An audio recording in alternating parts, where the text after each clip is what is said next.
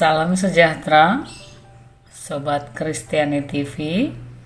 Kita bertemu kembali di renungan malam kita dengan firman Tuhan yang menyapa kita, yang tertulis di 1 Korintus pasal yang ke-15, ayatnya yang ke-50 sampai dengan 58. Demikianlah firman Tuhan. Saudara-saudara, inilah yang hendak kukatakan kepadamu, yaitu bahwa daging dan darah tidak mendapat bagian dalam kerajaan Allah, dan bahwa yang binasa tidak mendapat bagian dalam apa yang tidak binasa. Sesungguhnya aku menyatakan kepadamu suatu rahasia, kita tidak akan mati semuanya, tetapi kita semuanya akan diubah dalam sekejap mata, pada waktu bunyi nafiri yang terakhir. Sebab nafiri akan berbunyi dan orang-orang mati akan dibangkitkan dalam keadaan yang tidak dapat binasa, dan kita semua akan diubah. Karena yang dapat binasa ini harus mengenakan yang tidak dapat binasa, dan yang dapat mati ini harus mengenakan yang tidak dapat mati. Dan sesudah yang dapat binasa ini mengenakan yang tidak dapat binasa, dan yang dapat mati ini mengenakan yang tidak dapat mati. Maka akan genaplah firman Tuhan yang tertulis, maut telah ditelan dalam kemenangan. Hai maut, di manakah kemenanganmu? Hai maut, di manakah sengatmu? Sengat maut ialah dosa, dan kuasa dosa ialah hukum Taurat. Tetapi syukur kepada Allah yang telah memberikan kepada kita kemenangan oleh Yesus Kristus Tuhan kita.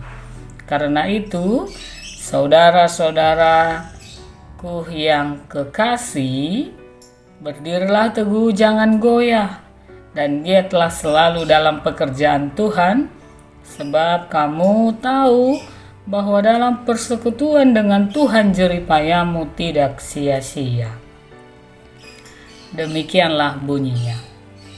Sahabat-sahabat Kristiani TV, Sobat Kristiani yang terkasih dalam Kristus Yesus, pada malam ini kita masih membahas tentang mengenai kebangkitan Yesus yang bangkit dari kematian, dan firman Tuhan juga mengingatkan kita yang dituliskan oleh Paulus ke jemaat Korintus, bahwa tubuh manusia akan mati dan akan lenyap dan akan hancur.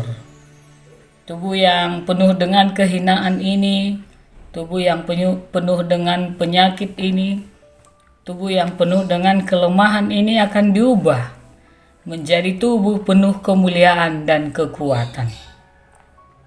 Paulus juga menunjukkan bahwa Kristus juga yang sekaligus hidup sebagai manusia dan memiliki tubuh, yang memiliki sekaligus pribadi yang aktif berkarya, mewujudkan progresif keserupaan manusia yang duniawi, bahwa Yesus juga merasakan sakit, bahwa Yesus juga merasakan marah, bahwa Yesus juga sama dengan merasakan ketika kita saat ini juga. Yesus dihina, Yesus dilecehkan, dan dengan wujud dirinya melalui kematian dan kebangkitannya, bahwa tubuh kita yang hina ini juga akan binasa. Paulus mengingatkan saudara-saudara di jemaat Korintus untuk tetap mau tekun dan setia, dan tetap mau menyatakan kemenangan dan kuasa kebangkitan itu telah nyata dan hadir, yang telah dikalahkan oleh Yesus di kayu salib dan menghancurkan maut, dan membawa manusia pada anugerah besar untuk kembali dan bersekutu dengan Sang Pencipta. Paulus mengingatkan kita, saudara-saudaraku yang terkasih, untuk menghancurkan maut dan membawa kita manusia pada anugerah besar untuk kembali dan bersekutu dengan Allah. Paulus mengingatkan jemaat Korintus agar mereka juga tidak mudah terombang-ambing. Ketika begitu banyak tawaran-tawaran, ketika banyak tawaran dan ajaran-ajaran yang membawa mereka sesat, tetapi Paulus mengingatkan mereka supaya tetap teguh. Dan dikatakan di ayat 57 sampai 58, tetapi syukur kepada Allah yang telah memberikan kepada kita kemenangan oleh Yesus Kristus Tuhan kita.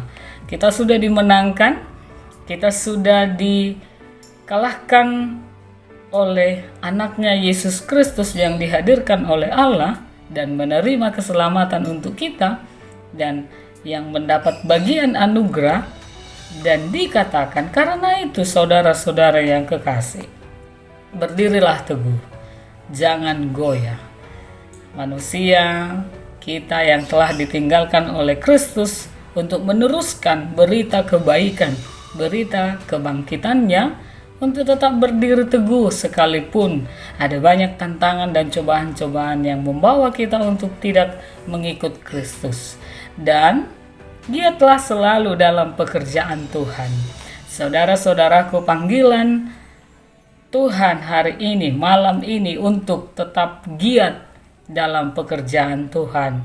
Sekalipun kita dalam susah, sekalipun kita dalam sakit penyakit, sekalipun kita mengalami penderitaan, tetapi ingatlah bahwa di kayu salib Yesus telah membayar lunas dan kita sudah dimerdekakan dan kita sudah dilepaskan dari maut dan kita telah menerima mahkota. Karena itu, marilah kita tetap giat bekerja untuk Tuhan dan tidak goyah ketika kita mengalami sakit, menderita, dan bahkan ditinggalkan. Tetapi mari kita ingat bahwa tubuh kita ini akan binasa dan segala sesuatu yang ada di tengah-tengah dunia ini akan binasa. Dan mari kita tetap bersekutu dengan Tuhan bahwa jerih payah kita tidak akan pernah sia-sia. Demikianlah firman Tuhan. Tuhan memberkati kita. Amin.